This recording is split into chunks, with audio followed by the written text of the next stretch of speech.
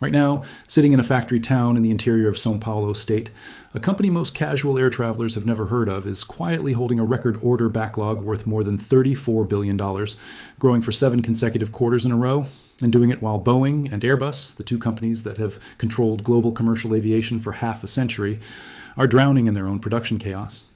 That company is Embraer, based in the Brazilian city of São José dos Campos. And while most of the aviation headlines this year have gone to China's new jet or Boeing's latest delay, Embraer has been building something genuinely remarkable in the background. A real, proven, profitable third option in commercial aviation, carved directly out of a corner of the market Boeing and Airbus never bothered to defend properly.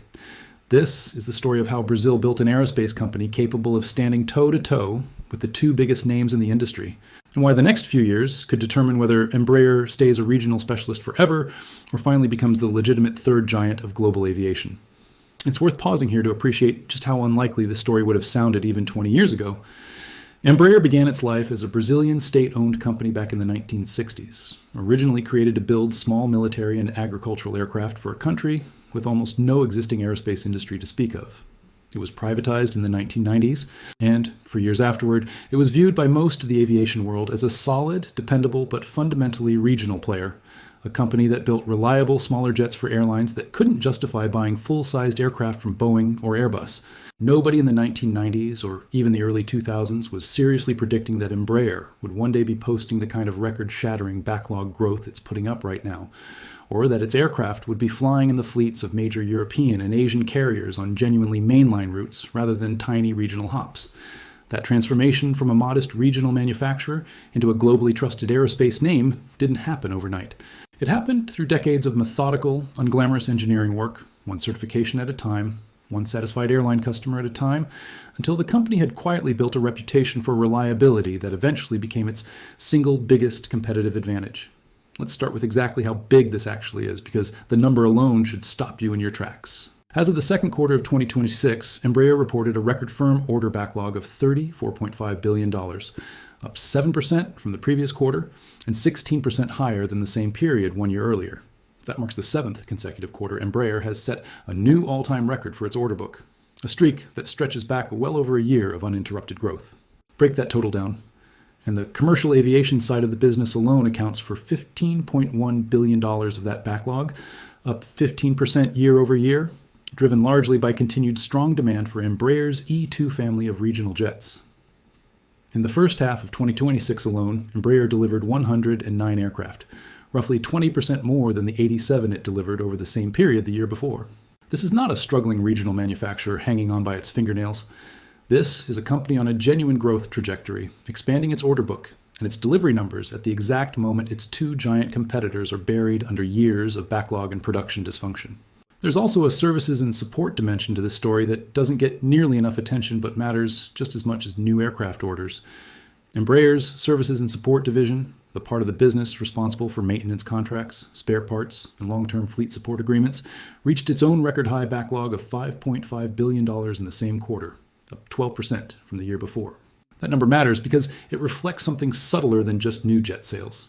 It reflects the depth of trust airlines place in Embraer over the entire operational lifespan of an aircraft, not just at the moment of purchase. Embraer and SkyWest Airlines, one of the largest regional carriers in the United States, recently extended a long-term heavy maintenance agreement covering 271 E-jets, a deal that locks in years of ongoing revenue and reinforces just how embedded Embraer aircraft have become in the daily operations of major American regional flying. When an airline signs a maintenance contract that long and that large, it's making a statement about how confident it is that those aircraft will still be flying, still be supported, and still be economically viable for years into the future.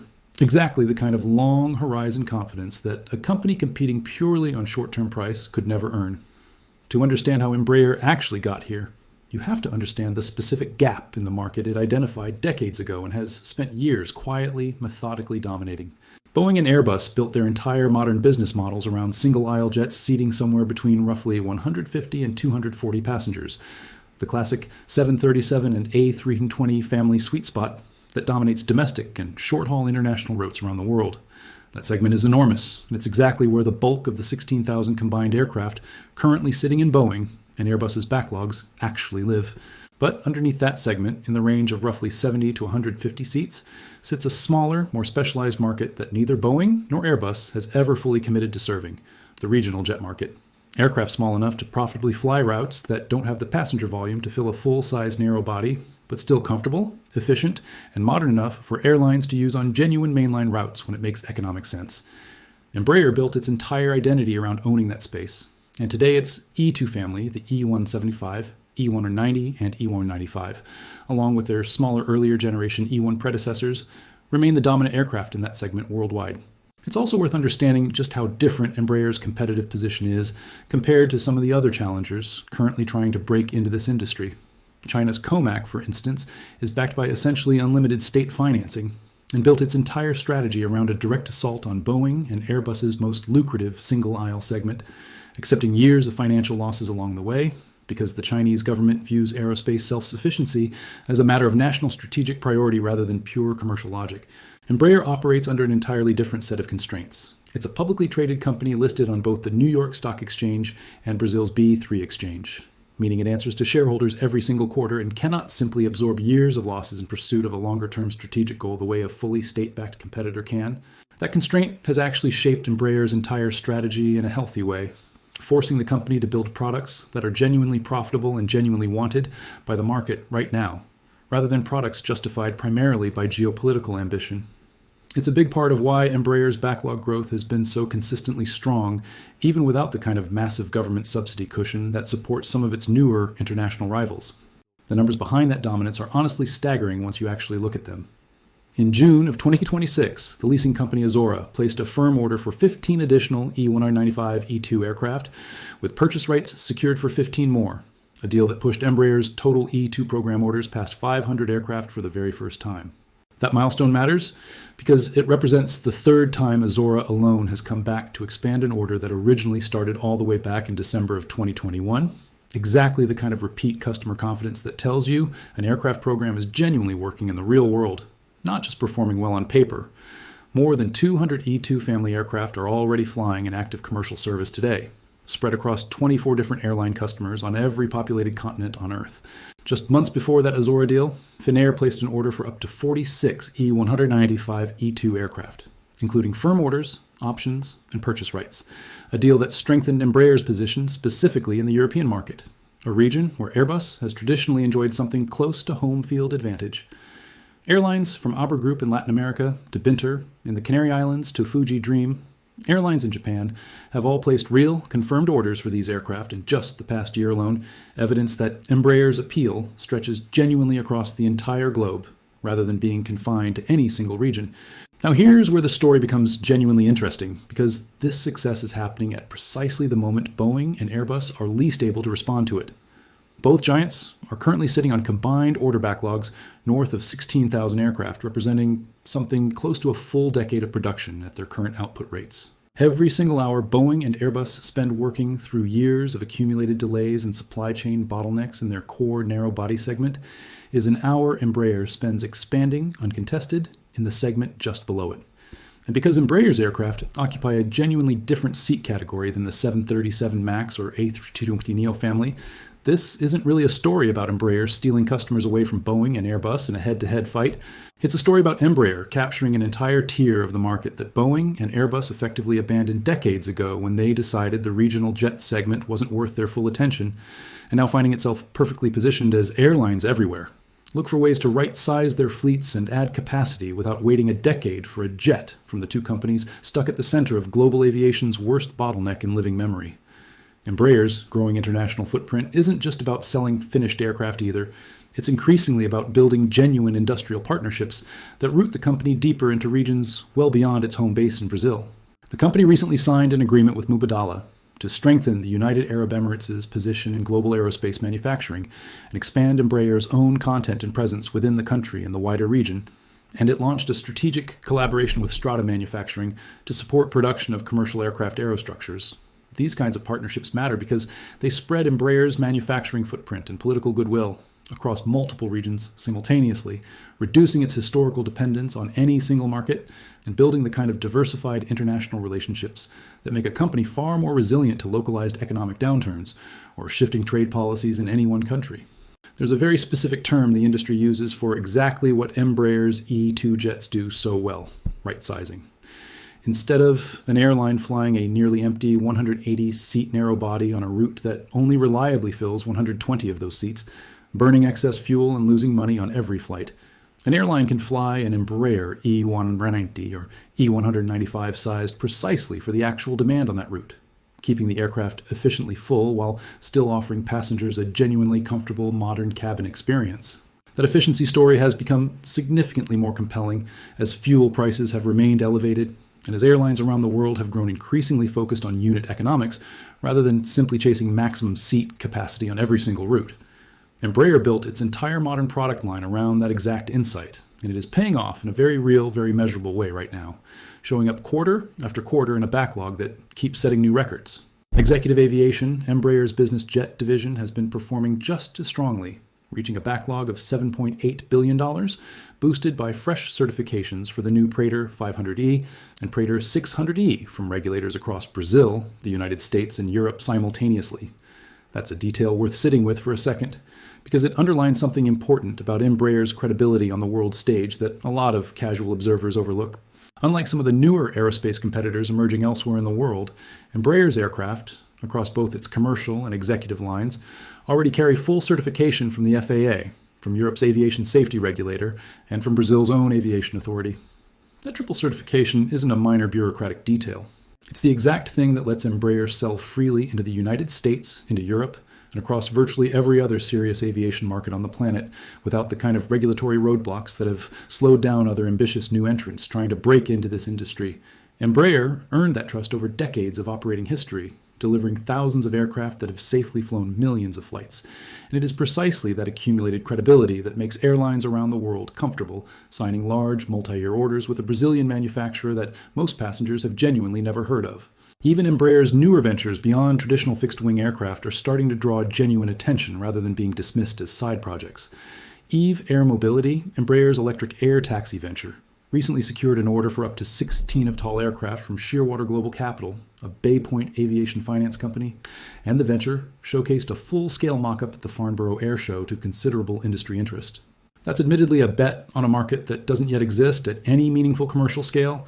Urban electric air taxis remain years away from routine passenger service anywhere in the world.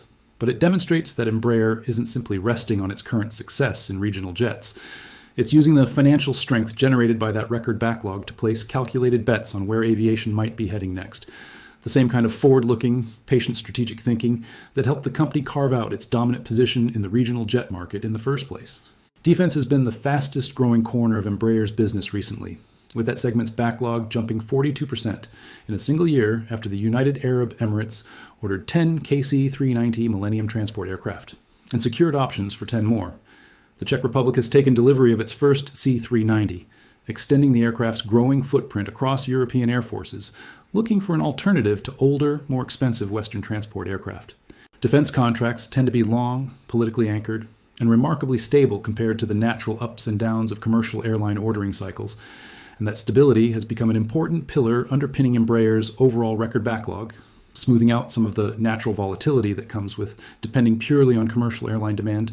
So here comes the genuinely fascinating question hanging over Embraer's future right now, and it's the one that would turn this from a strong regional aerospace success story into something that could actually reshape the entire industry. Does Embraer build a bigger jet and go head-to-head with Boeing and Airbus in their own core market? Following the door panel incident on a Boeing MAX jet back in early 2024, an event that badly damaged confidence in Boeing's manufacturing quality and briefly forced regulators to cap the company's production rate, reports emerged that Embraer was quietly exploring the idea of developing a genuine next-generation narrow-body jet, one big enough to compete directly against the Boeing 737 MAX and the Airbus A320neo family for the first time in the company's history. Embraer publicly denied it had firm plans to build such an aircraft, but a company spokesperson told reporters at the time that Embraer certainly has the capability to do it if it chose to. Even American Airlines CEO Robert Isom, an executive whose company already operates plenty of both Boeing and Airbus aircraft, publicly complimented Embraer during an earnings call around that same period.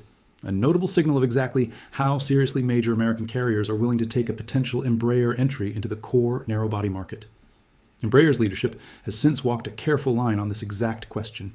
The company's CEO, Francisco Gomez Neto, has stated clearly and repeatedly that Embraer currently has no immediate plans to compete directly with Boeing or Airbus above the 150-seat threshold, even while acknowledging the technical capability to do so exists within the company if the decision were ever made.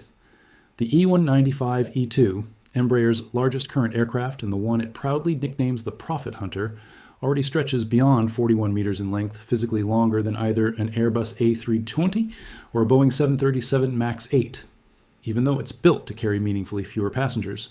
Stretching that aircraft further to genuinely compete in the 180 to 240 seat range where Boeing and Airbus dominate would represent an entirely different order of financial and engineering commitment.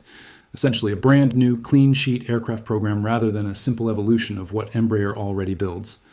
Industry analysts estimate that kind of program would cost billions of dollars and take the better part of a decade to bring to market. An enormous bet for a company that, while thriving, is still nowhere near the financial scale of Boeing or Airbus individually. There's also a distinctly American regulatory obstacle standing between Embraer and a larger share of its most important existing market, something aviation insiders call the scope clause. Major U.S. airlines like American, Delta, and United each operate large fleets of regional jets, including plenty of Embraer aircraft, flown by regional airline subsidiaries or partners under contracts that are governed by scope clause agreements negotiated with mainline pilot unions. These agreements place strict limits on the size and weight of aircraft that regional partners are permitted to fly, specifically to protect mainline pilot jobs from being displaced by larger regional jets flown by lower-paid regional crews. That scope clause restriction has directly slowed the rollout of Embraer's E195-E2, the smallest jet in its new generation family, because that aircraft's improved engines pushed its weight slightly beyond the limits most existing U.S. scope clause agreements currently allow. Delivery of the E175-E2 has consequently been pushed back well beyond 2027 due to that lack of resolved demand, a genuinely frustrating outcome for an aircraft that industry analysts widely regard as more fuel efficient and more pleasant to fly than the aging first-generation E175s currently in service. Embraer has been hoping improved fuel efficiency and operational economics might eventually persuade pilot unions to renegotiate those weight limits, but that kind of labor negotiation moves on its own political timeline, entirely outside Embraer's control, and it remains one of the most significant headwinds standing between the company and even greater growth specifically inside the United States, historically one of its single largest and most important markets. Zoom out from the individual product decisions for a moment and look at the bigger picture here, because this really is about more than just one company's order book. For decades, the story of commercial aviation has been framed almost entirely as a two-horse race, Boeing versus Airbus, with everyone else treated as a niche player fighting over regional scraps. Embraer's record-breaking, 7 consecutive quarter streak of backlog growth is quietly rewriting that framing in real time. It shows that a company built in Brazil, a country most people don't automatically associate with cutting-edge aerospace manufacturing, has built a genuinely world-class, fully certified, globally trusted aircraft manufacturing operation capable of winning major orders from airlines and leasing companies on every continent, precisely by refusing to fight Boeing and Airbus on their own turf, and instead perfecting a segment of the market those two giants never fully committed to. That is arguably a smarter, more sustainable long-term strategy than China's approach with the C919, which is deliberately built to challenge Boeing and Airbus head-on in their most lucrative core segment, accepting years of losses and a difficult certification battle in pursuit of that direct confrontation. Embraer, instead, built a moat around a market segment it understood better than anyone else on Earth, and it has been quietly, patiently expanding outward from that foundation of strength for years. Whether Embraer eventually decides to take the much bigger, much riskier leap into a genuine head-to-head competitor for the 737 MAX and A320neo remains the single biggest open question hanging over the company's future. Every signal from leadership right now points toward patience rather than a rushed leap into that far more crowded, far more capital-intensive segment of the market. But conditions that once made that leap seem unthinkable have shifted meaningfully in just the past few years. Boeing's manufacturing reputation has taken real, lasting damage. Airbus, despite handling its own challenges with more grace, is just as buried under its own record backlog as its American rival. And Embraer, for the first time in its history, is sitting on the kind of financial strength, technical credibility, and global customer trust that could plausibly support a genuine, clean-sheet, narrow-body program if the company's leadership ever decided the timing and the risk tolerance were finally right. For now, Brazil's aerospace giant is winning by staying disciplined and dominating the exact segment it understands best. But keep an eye on this story. Because the same conditions that opened a door for China's C919 in the biggest segment of the market are sitting right there for Embraer too, in a segment just one size class away. And the company holding the record backlog and the spotless global reputation right now is arguably better positioned than anyone to walk through that door if it ever chooses to.